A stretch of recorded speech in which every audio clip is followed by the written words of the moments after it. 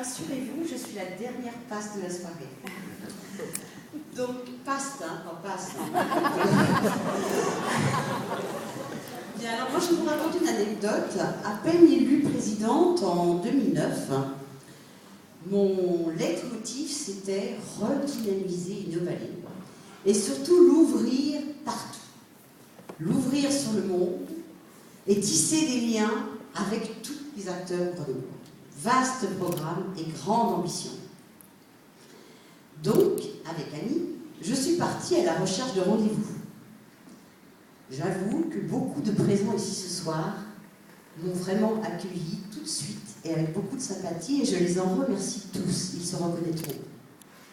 Il en manquait un dans ces rendez-vous, c'était Monsieur le Préfet.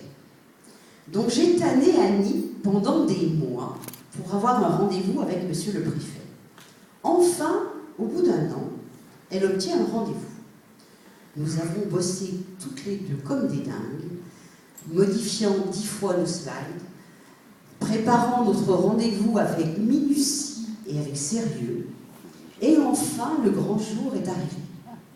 En mars 2009, rendez-vous au cabinet du préfet. Nous étions un peu fébriles, et en fait, nous pensions avoir un rendez-vous de 30 minutes environ, et nous avons été reçus par un homme plutôt débonnaire, très sympathique, ravi de voir deux femmes rentrer dans son cabinet, et nous y sommes restés presque 1h30. Donc la présentation s'est très très bien déroulée, et monsieur le préfet, je ne le nommerai pas, nous a même bâti un plan en séance des actions futures qu'il allait entreprendre, des réunions avec le conseil général, les communes, les universités, le CEA, le conseil régional, et j'en passe. Il avait tout un programme. Avec Annie, nous sommes ressortis chez le préfet au bout d'1h30, mais ravis, le sourire jusqu'aux oreilles, excités comme des puces. Oh là là, sensationnel, on est arrivé à avoir un rendez-vous vraiment ultra.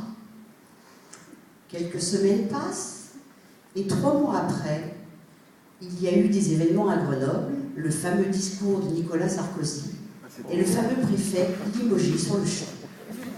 Tout ça pour vous dire que, surtout aux futurs qui vont prendre la suite, c'est que autant Innovallée montre une certaine stabilité à travers ses présidents successifs qu'on a pu voir avec un fil conducteur, il n'en est pas de même avec nos interlocuteurs dont la pérennité n'est pas forcément assurée.